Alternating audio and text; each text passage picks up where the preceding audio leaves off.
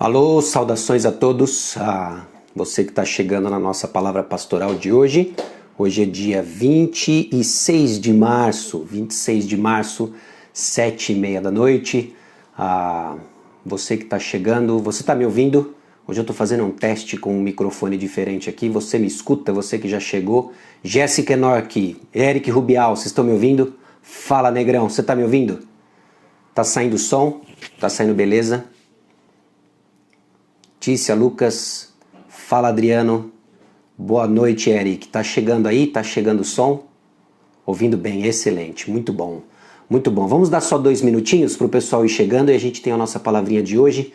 Hoje eu tenho um recado um tanto quanto diferente aí para o nosso tempo. E vamos que vamos, né, para a nossa palavra de hoje. Fala Marli, oi Marli, boa noite. Fábio, Vanessa, Nilson, boa noite Tícia. Audrey está nos ouvindo já, a Alexandreia também nos ouvindo, Moisés, fala Rafa, Vivian, boa noite Karina, Thalita, boa noite, Marcelão, boa noite, excelente, o som tá bom, muito bom, excelente, vamos fazendo testes ou melhorando aos poucos. Então quando o pessoal está chegando aí, para a gente dar início à nossa palavra de hoje, boa noite Valéria, boa noite Jairo, Fernando Seron, Daisy, grande Joel, Andréa Dobós, e o pessoal tá chegando, Marcelão já fez a barba, eu já fiz, mas já cresceu de novo, mas estamos aí, né? O som tá bom, excelente, é um microfonezinho aqui, depois a gente vai melhorando aos poucos. Fala Márcio, excelente, boa noite Eudinete, Fernando, Vanessa, boa noite Vanessa, um abraço pro Henrique, Gislaine, boa noite Suzy. É isso aí, pessoal. Boa noite, Kleber. O pessoal está chegando. Vamos dar início? A gente ora e depois a gente vai para a meditação de hoje. Hoje um tanto quanto diferente do que a gente tem feito aí, trabalhando a questão de como que a gente processa todas essas informações, as nossas ansiedades. Mas hoje eu tenho um chamado à ação de um aspecto bem específico do que eu acho que nós estamos vivendo como Brasil, como mundo. E eu acredito que a gente tem um papel importante nisso tudo, tá bom? Então abaixa a sua cabeça, vamos orar e pedir direção do Senhor e o nosso engajamento como igreja. Vamos orar. Senhor, nosso Deus e Pai, aqui chegamos diante do Senhor, pedindo a Deus que esse curto momento seja significativo para redirecionar nossos esforços, nossa atenção, para um aspecto particular, ó Deus, do que estamos vivendo como nação. Conceda-nos a graça, ó Deus, de fazermos isso em unidade. Conceda-nos a graça, ó Deus, de fazermos isso no bom testemunho do Senhor Jesus Cristo que nos salvou. E é no nome dele que nós oramos, no nome de Jesus. Amém. Então vamos lá, pessoal. Boa noite mais uma vez, você que chegou durante o nosso tempo de oração. A palavra pastoral de hoje é um chamado à nossa ação como igreja, em particular Igreja Batista Maranata, e obviamente você que nos visita também é bem-vindo de participar dessa tarefa conosco. Você que professa o Senhor Jesus Cristo como seu Senhor e Salvador, é filho de Deus e parte da Igreja do Senhor Jesus Cristo. Nós estamos passando por uma crise de saúde, uma pandemia. Isso gera uma porção de coisas do nosso coração, nós temos tratado isso desde que a coisa estourou, quando foi recomendado isolamento social e assim por diante. Quando nós falamos dessa crise de saúde, é óbvio que nós nos preocupamos não só com a nossa integridade pessoal, a nossa saúde, nós temos apreensões, preocupações com aqueles que estão perto de nós, aqueles que nós amamos, nossa família, nossa comunidade, e estamos passando por uma crise sanitária, uma crise de saúde, e eu acredito que é seguro dizer que nenhuma das gerações que nós representamos já presenciou algo desse tamanho, dessa magnitude. Além dessa crise, nós temos a crise que começa a dar sinais, a crise financeira, e pense finanças pessoais, né? Daqui a pouco nós já temos sentido, alguns irmãos autônomos já sentido uma queda nos seus negócios, na sua geração de renda e assim por diante, vai gerando uma crise financeira. Eu louvo a Deus por você que tem se disposto a ajudar aqueles que estão numa situação mais vulnerável, ou por serem autônomos, ou por já terem problemas realmente nessa área e estão sendo assistidos. Louvado seja o Senhor pelo amor cristão em prática. Aí nós vamos passar por uma crise, a crise econômica. A crise econômica, que tem a ver com um aspecto maior simplesmente do que o seu bolso, mas tem a ver com a possibilidade ou não de ter um trabalho futuro. Essas coisas parecem que nos assombram, começam a ter notícias diferentes, o mundo parece mudar tão rápido, nossa vida parece mudar tão rápido e gera essa crise da qual nós fazemos parte, ou estamos sofrendo, melhor dizendo, estamos sofrendo nessa circunstância. E quando eu digo sofrendo, eu não estou falando simplesmente do aspecto da dor emocional causada, mas sofrendo porque nós estamos passando por ela. Simplesmente é isso que eu estou dizendo. E nós também estamos presenciando uma crise política. Uma crise política num momento de tantas outras crises que simplesmente complicam mais o entendimento e o direcionamento que nós temos que dar, não só pessoalmente, mas também nacionalmente ou até no nosso contexto municipal, estadual e até mesmo federal, né? Quiçá dizer também mundo. Então, diante dessas coisas, a gente fica se perguntando qual que é o nosso papel nisso. Eu não sou infectologista, eu não sou médico, eu não sou repórter. Quais são as minhas contribuições pessoais, eu, pastor Sacha, nesse processo, ou até mesmo você, que talvez esteja aí não incluído nessas categorias de frente, se perguntando qual é o nosso papel nisso. Eu quero desafiar você e chamar você, irmão da Igreja Batista Maranata e cristão que está nos ouvindo, que nós temos um papel importante nesse processo e muito desprezado. Falo talvez por mim e quero talvez desafiar você, se você inclui na mesma situação que eu, que é com relação aos nossos governantes, ao relação ao momento que nós passamos. Há mais ou menos 2 anos atrás, um pouco menos de 2 anos atrás, nossa nação passou por uma eleição muito conturbada e muito polarizada. E houve um certo despertar de reflexões políticas sobre valores, uma porção de coisas, mas eu acredito que nós estamos sendo ainda mais desafiados dessa vez a pensar de acordo com a nossa fé, a pensar de acordo com a palavra de Deus sobre o momento político que nós estamos vivendo. Se por um lado nós temos determinações do nosso governador dizendo que nós temos que manter as portas fechadas em isolamento social, nós temos decretos e palavras do nosso presidente dizendo que isso é um absurdo, que nós temos que voltar para a vida normal. E nessa tensão toda fica eu e você tentando tomar uma decisão referente ao que nós vamos fazer, se nós vamos abrir ou não a igreja domingo, gera uma porção de perguntas e a gente se pergunta, e agora, o que a gente faz? O que nós fazemos? Eu quero ler para você um texto bíblico e tirar alguns princípios, algumas orientações referentes a esse chamado que eu estou fazendo para nós da Igreja Batista Maranata de engajarmos como parte de uma solução. E uma solução que quando esse nó se desatar, poucos vão reconhecer, mas o justo viverá pela fé. Ok? 1 Timóteo capítulo 2, versículos 1 e 2 diz o seguinte: antes de tudo, pois, exorto que se use a prática de súplicas, orações, intercessões, ações de graças em favor de todos os homens, em favor dos reis e de todos que se acham investidos de autoridade, para que vivamos vida tranquila e mansa, com toda piedade e respeito. Então, 4 pontos importantes para a gente meditar nesses 2 versículos e pincelarmos daqui medidas práticas nesse nosso engajamento, o nosso papel nessa crise multifacetada que nós estamos vivendo.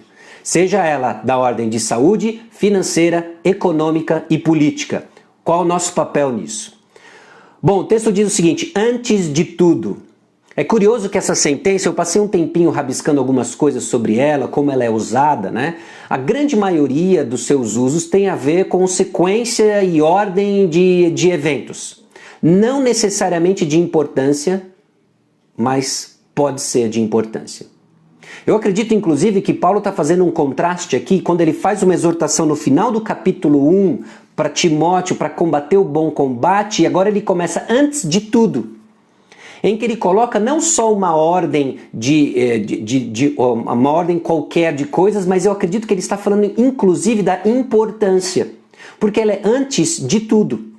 Nós temos que reconhecer o papel fundamental da oração nesse momento que o Brasil se encontra, nesse momento que o mundo se encontra. Irmãos, o mundo não vai reconhecer o papel da oração, mas eu e você sabemos que ela tem um aspecto fundamental no desenrolar do plano de Deus. Não porque Deus é limitado às nossas orações, mas porque Deus determinou que irá usá-las. E que cabe a nós, como crentes em Cristo agora, responder com orações, antes de tudo. Então, vamos reconhecer a importância da oração. Nós não vamos simplesmente falar sobre oração, nós estamos nessa campanha de você ligar para alguém, ler o texto bíblico. Eu espero que você esteja fazendo isso, mas meus irmãos, o momento em que nós estamos nos chama para reconhecer a importância da oração. Se nós ainda não estamos aprendendo a importância da oração, agora vai. Agora vai. Nós precisamos reconhecer a importância da oração. E depois o apóstolo Paulo usa 4 termos para descrever a oração. Ele fala de súplicas, ele fala de orações, ele fala de intercessões e ele fala de ações de graças. É muito difícil a gente tentar distinguir as nuances de cada um dos termos, mas parece que o apóstolo Paulo usa todos os termos possíveis para falar de quão completo é a prática da oração, em vários aspectos. Apelando talvez para necessidades específicas. Meus irmãos, nós precisamos orar por necessidades específicas, e logo mais ele vai dizer dos nossos governantes, mas eu vou já adiantar, dos nossos governantes.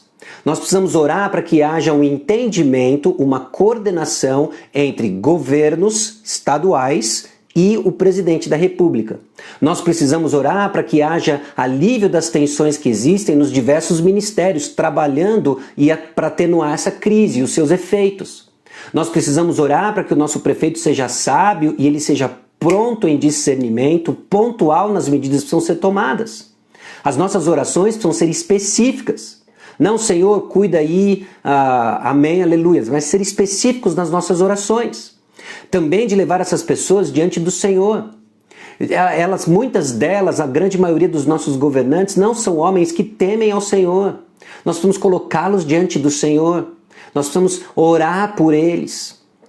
Súplicas ousadas, os termos usados aqui também por Paulo, nos fala de súplicas ousadas e sempre com ações de graça. E quando a gente para e pensa e olha como Paulo usa geral essas palavras, é sempre no contexto, as nossas intercessões de ações de graças.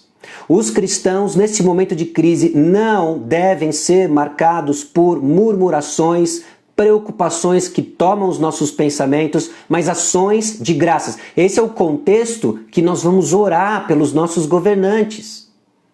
O terceiro aspecto e aí eu já me adiantei, obviamente, em favor dos governantes. O texto diz, em favor de todos os homens em favor dos reis e de todos que se acham investidos de autoridade. Deixa eu pegar aqui o gancho do todos que se acham investidos de autoridade.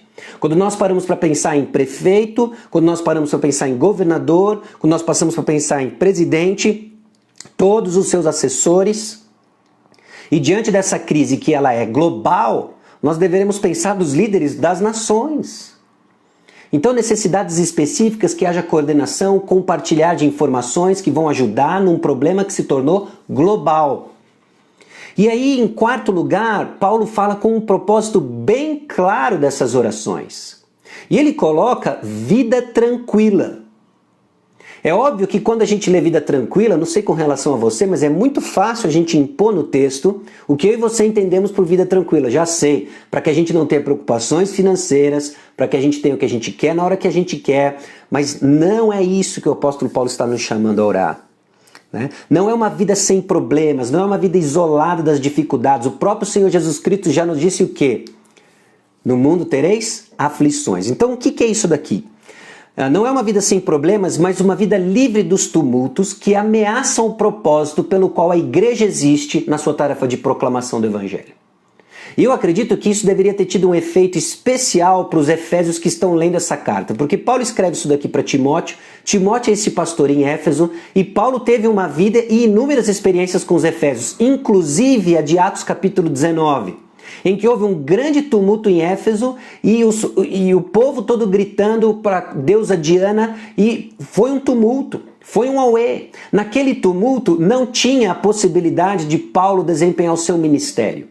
Então o que ele ora e o que provavelmente esses camaradas recebem, e como eu e você precisamos entender, que haja um contexto onde a proclamação do Evangelho se torna evidente, porque nós temos grandes oportunidades no meio dessa escuridão, insegurança, cegueira, de sermos a luz que brilha para a glória de Deus. Bom, então essa vida tranquila tem a ver então com uma vida que torna possível um terreno fértil para o ministério que Deus confiou à igreja. E essa vida tranquila tem como um propósito maior não só a pregação do Evangelho, mas como ele diz, piedade e respeito. Que é Jesus Cristo e sua obra de salvação operando no coração dos seus filhos. Porque é possível que pessoas apenas professem Jesus Cristo, mas agora nós precisamos orar por um contexto onde o Evangelho é proclamado. E ele é proclamado e crido, e aí sim, essa obra de salvação vai trabalhar no coração dos filhos dele. Irmãos, são grandes oportunidades que estão surgindo. Hoje é um pouco diferente, eu sei, o tom é diferente, a energia é diferente, porque nós temos um chamado agora e uma responsabilidade como igreja de dobrarmos nossos joelhos e estarmos em oração, oração constante. Talvez é um tempo separado de oração, é o tempo de você ligar para alguém e orar, é o tempo constante de você redirecionar os seus pensamentos e clamar especificamente para aqueles que estão tomando decisões difíceis hoje, com muitas variáveis. Nosso conforto, Provérbios capítulo 21, versículo 1, como correntes de águas, assim é o coração do rei na mão do Senhor, este o dirige para onde quiser. Não tem governante fora do controle. A tensão entre governador e presidente não está fora do controle. O Senhor está conduzindo para trabalhar a sua história e agora o nosso papel é interceder por esses governantes. E eu peço isso e clamo isso, lembrando cada um de nós de que Efésios capítulo 4, versículos 1 a 3 diz o seguinte: Rogo-vos, pois, eu, prisioneiro no Senhor, que andeis de modo digno da vocação a que foste chamados, com toda humildade e mansidão, com longanimidade, suportando-vos uns aos outros em amor, esforçando-vos diligentemente por preservar a unidade do Espírito no vínculo da paz. O mundo não vai se impressionar com a nossa habilidade de articular argumentos que dividem. O mundo vai dizer o seguinte: olha, esses cristãos são exatamente iguais a nós. O mundo não vai se impressionar com a sua eloquência política e capacidade de tecer argumentos. O mundo não vai se impressionar com isso. O que leva as pessoas a glorificarem a Deus são as nossas boas obras, é um caráter revestido de Cristo Jesus e a nossa habilidade de que ainda existam opiniões diferentes, caminharmos num momento de crise em unidade, porque o que nos une não é o seu voto, o que nos une não é a sua convicção política, o que nos une é Jesus Cristo. E agora cabe a nós intercedermos pelas autoridades. As autoridades que estão sobre nós, independente se você votou nelas ou não, de orar por elas, intercedendo para que a gente viva essa vida com tranquilidade, mansa, piedade e respeito. Não é a vida boa, mas é que o contexto seja propício para a pregação do Evangelho. Meus irmãos, é um chamado para a igreja. E a gente tem um papel importante nisso. É um papel que só é visto pela fé, é um papel cujos galardões não vão ser vistos aqui na terra, é um papel que o mundo não vai reconhecer a sua importância, mas é vital agora. Então eu convido você a fazer essas orações específicas, ousadas e num contexto de gratidão. No meio de tanta incerteza, o mundo vai precisar uma igreja convicta de certezas ao redor da palavra de Deus e do triunfante Jesus Cristo que ressuscitou e que é o Rei dos Reis, no controle de todas as coisas e não tem situação fora do controle. Vamos orar. Vamos orar por isso? Eu convido você a gente orar agora. Eu convido você a manter isso em orações, enquanto trabalhamos uma série de aspectos em meio a essa crise com relação ao nosso coração, à nossa ansiedade, mas não deixemos de lembrar da nossa responsabilidade de orar e orar de acordo com 1 Timóteo capítulo 2, versículos 1 e 2.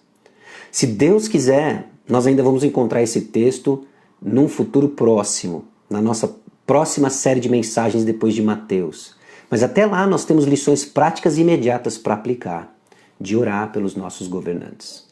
Alguns irmãos já têm me perguntado sobre o que nós vamos fazer uma vez que o presidente lança um decreto, coloca a igreja, serviços religiosos como essenciais, o governador mantém isso, a Organização Mundial da Saúde aquilo. Nós vamos passo a passo.